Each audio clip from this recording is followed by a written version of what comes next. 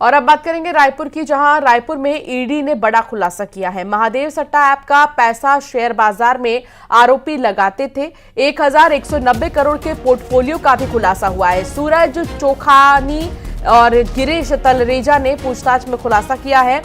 11 मार्च तक दोनों आरोपी रिमांड पर हैं और न जाने और कितने खुलासे होने अभी बाकी हैं। तो महादेव सट्टा ऐप पर लगातार कार्रवाई जारी है और इस बीच खुलासा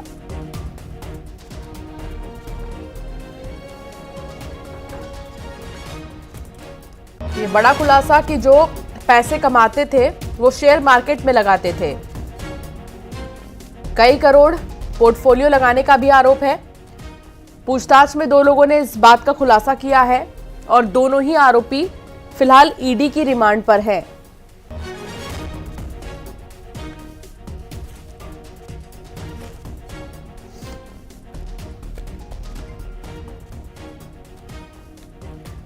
युगल तिवारी संवाददाता साथ जुड़ गए हैं। युगल, खुलासा ये हुआ है कि जो पैसे ये प्रॉफिट में पाते थे उन्हें शेयर मार्केट में लगाते थे। हालांकि 2 लोगों ने इस बात का खुलासा किया है। क्या लगता है कि इस चीज का खुलासा तो हुआ ही है कि कैसे शेयर मार्केट में पैसे लगाए जाते थे, लेकिन ये भी खुलासा बहुत जल्द हो सकता है कि कौन कौन लोग और इससे जुड़े थे? जी बिल्कुल, देखिए सूरज चोखानी और गिरीश जो तलरेजा है उसकी गिरफ्तारी हाल ही में ईडी ने की थी। एक की गिरफ्तारी कोलकाता से तो दूसरे की गिरफ्तारी भोपाल से हुई थी और उसे 7 दिन की न्यायिक जो ईडी ने अपनी कस्टडी में लिया था कोर्ट से। अब उसके बाद उससे लगातार पूछताछ कर रही है। जो महादेव सट्टा ऐप के जो काली कमाई है वो 1190 करोड़ रुपए है। उसका खुलासा जो पोर्टफोलियो में शेयर मार्केट में लगाने का जो खुलासा अभी हुआ है और चूंकि 11 तारीख तक, कल तक जो ईडी के रिमांड पर ये दोनों आरोपी हैं रहेंगे, तो हो सकता है कि आने वाले समय में और भी बड़े खुलासे हैं वो हो सकते हैं। इस तरह से अभी तक के 11 आरोपियों की गिरफ्तारी ईडी ने की है और कई अहम सुराग है वो लगे हैं। महादेव सट्टा ऐप के जो संचालन करते थे उसके जो किंग पिंग है तभी की गिरफ्तारी धरपकड़ लगातार ईडी कर रही है और इसमें जो करोड़ों रुपए के जो लेन देन है और गलत तरीके से इलीगल तरीके से पैसे कमाने का और उस पैसे को, काली कमाई को एक नंबर में साबित करने के लिए शेयर मार्केट पर लगाने का काम करते थे। और चूंकि दूसरे के माध्यम से करते हैं तो ये संभव है कि आने वाले समय में ईडी है उनकी भी गिरफ्तारी कर सकती है जो इस काली कमाई को एक नंबर में बनाने का काम है वो करते थे। तो फिलहाल ईडी की बड़ी कार्रवाई और बड़ा खुलासा कहा जा सकता है। ईडी ने एक पत्र जारी करके इस पूरे मामले का खुलासा है वो किया है। जी अंशिका, लेकिन कुछ समय पहले महादेव सट्टा ऐप मामले में कई लोगों को समन भी जारी किया गया था। क्या उन लोगों के भी तार इससे जुड़े होने की बात सामने आई है युगल? जी बिल्कुल, देखिए एक पार्टी में जो शादी समारोह था, जो इनका किंग पिन था, उसकी शादी समारोह में बहुत सारे फिल्मी हस्तियां भी गए थे। उन्हें भी नोटिस जारी किया गया है। ईडी कार्यालय में उपस्थित होने को, जवाब देने को जवाब तलब किया गया है। इसके अलावा छत्तीसगढ़ में बहुत सारे ऐसे नेता हैं जिनके तार जो इस महादेव सट्टा ऐप को लेकर के जुड़े हैं। बीच बीच पे इसको लेकर के जमकर राजनीति भी हो रही है।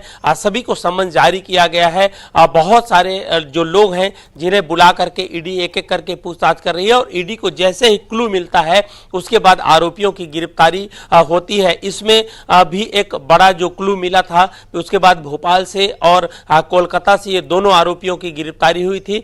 अब चूंकि पूछताछ अभी चल रही है, ईडी के कस्टडी में दोनों आरोपी हैं, तो ऐसे में यह कहा जा सकता है कि आने वाले समय में और भी गिरफ्तारी है वो हो सकती है। जी हंसिका, बहुत शुक्रिया युगल जानकारी साझा करने के लिए। तो फिलहाल इस पूरे मामले में पूछताछ एक तरफ लगातार जारी है और जो 2 आरोपी जिनसे खुलासा हुआ है उनसे ईडी लगातार पूछताछ कर रही है क्योंकि अभी भी वो ईडी की रिमांड में ही है। बस्तर की भी बात करेंगे जहां बीजेपी नेताओं को सुरक्षा मिलेगी और वो भी हाई कैटेगरी सुरक्षा। बीजापुर, सुकमा, दंतेवाड़ा, नारायणपुर और कांकेर के भाजपा कार्यकर्ताओं को सुरक्षा दी जाएगी। लगभग 43 बीजेपी नेताओं को एक्स श्रेणी की सुरक्षा मिलेगी।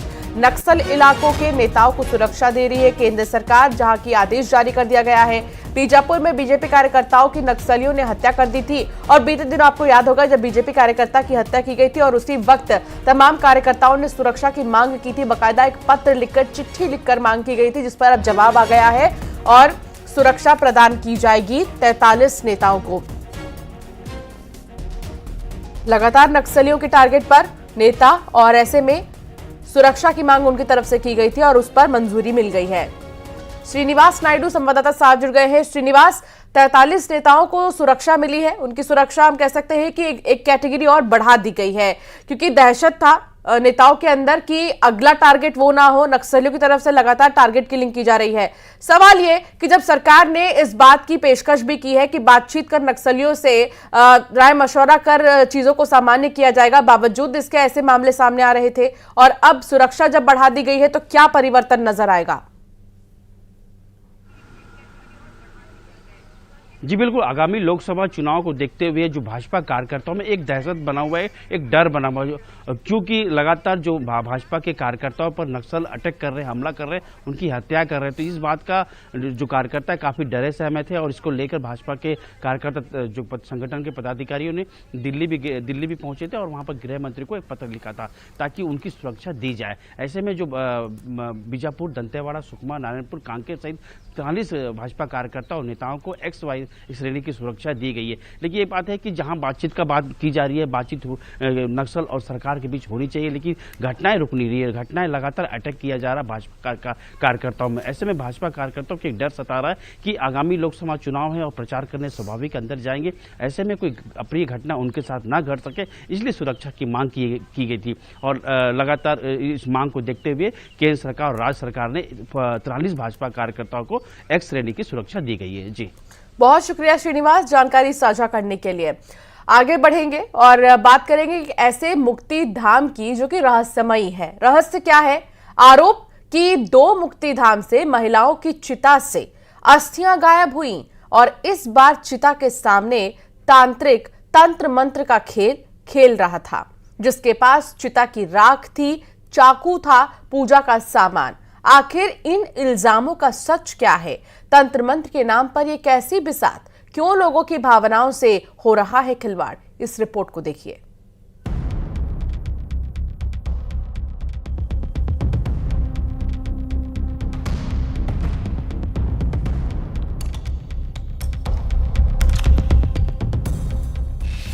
महाशिवरात्रि की रात, तंत्र मंत्र की बिसात। मुक्तिधाम में तांत्रिक का डेरा। क्यों मुक्तिधाम से चोरी हुई अस्थियां?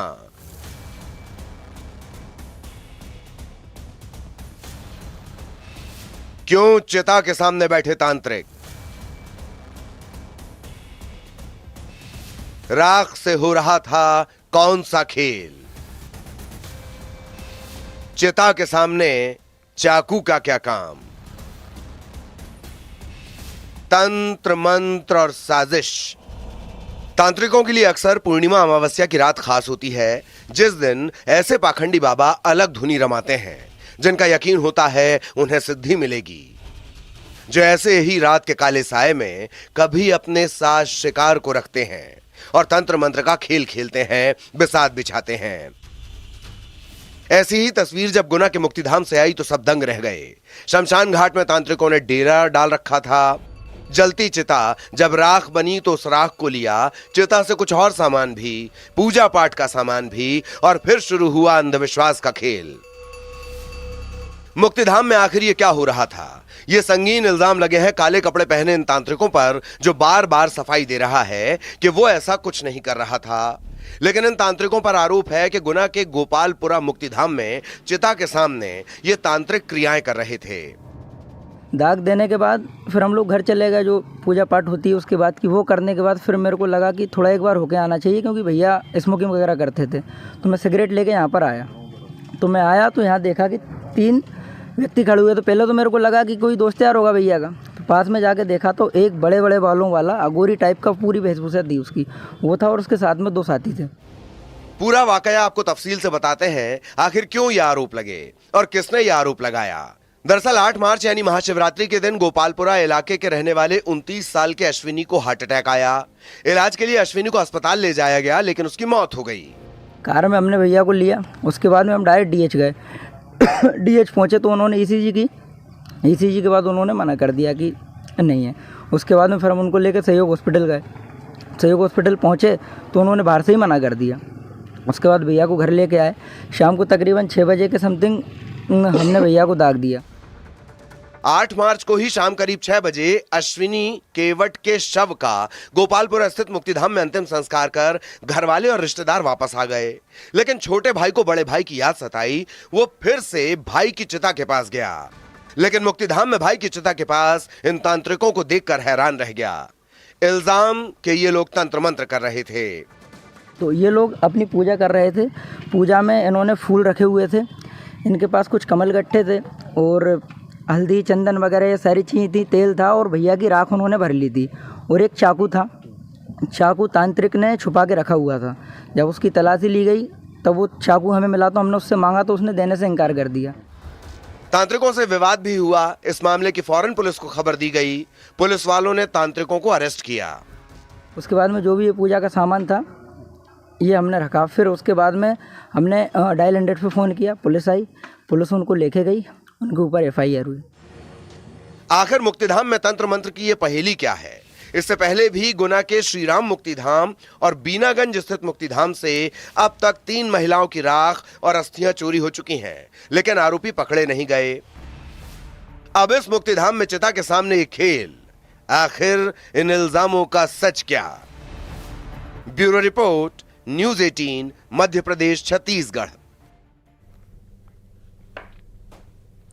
अगर आप प्रकृति से प्यार करते हैं और पेड़ों के बारे में ज्यादा से ज्यादा जानना चाहते हैं तो ये खबर आपके लिए है। आप कई तरह के पेड़ देखते होंगे, लेकिन आपको इनका नाम ही नहीं पता होता। साथ ही ये किस काम आते हैं ये भी नहीं पता होता। लेकिन अब आपको खुद पेड़ अपना परिचय देगा। खुद पेड़ ये बताएगा कि मेरा नाम क्या है और गुण क्या है। इस खास रिपोर्ट को देखिए।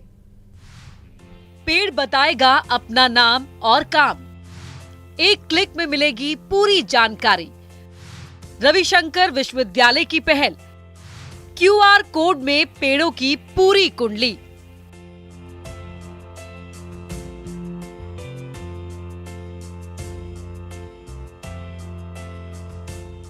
पेड़ पौधों के बारे में हर कोई जानता है, लेकिन उनका नाम, उनके गुण बहुत कम लोग जानते हैं। कई पेड़ औषधि के रूप में काम आते हैं, लोग इसके महत्व के बारे में नहीं जानते हैं। लेकिन अब आपको पेड़ ही बताएगा कि उसका नाम क्या है और उसका क्या गुण है।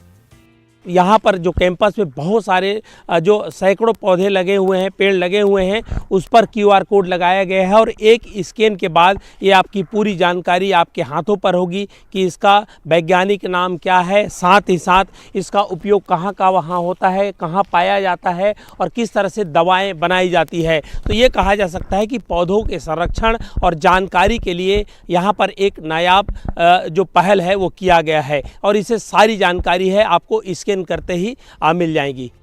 दरअसल रायपुर में रविशंकर विश्वविद्यालय की ओर से पहल की गई है। प्रोफेसर और छात्रों ने कैंपस के 200 से ज्यादा पेड़ों पर QR कोड लगाया है। इस कोड को स्कैन करने के बाद आपको उसकी प्रजाति और उसके उपयोग के बारे में जानकारी मिलेगी। QR कोड लगाकर जैव प्रौद्योगिक विज्ञान विभाग ने पेड़ों की पहचान को आसान बना दिया है। आप कोड को स्कैन करते हैं तो उस ट्री के बारे में पूरी जानकारी, बहुत सारी जानकारियाँ आपको सामने आ जाती हैं कि वो पौधा कहाँ मिलता है, उसमें किस तरह के फल लिखते हैं, उसका क्या उपयोग होता है, उसकी जड़ से क्या होता है, या अगर उसका कोई फल से उपयोग है या उसके पत्तियों का कोई यूज़ है, तो उस बारे में सारी जानकारी दी गई है। प्रदेश में कई ऐसी प्रजाति के पेड़ हैं जो विलुप्त हो रहे हैं। ऐसे में पेड़ों पर QR कोड लगाना पेड़ पौधों की पहचान के लिए कारगर साबित होगा। न्यूज़ 18 के लिए रायपुर से युगल तिवारी की रिपोर्ट। और चलिए फिलहाल बुलेटिन में इतना ही। आगे भी खबरों का सिलसिला जारी रहेगा। सरदार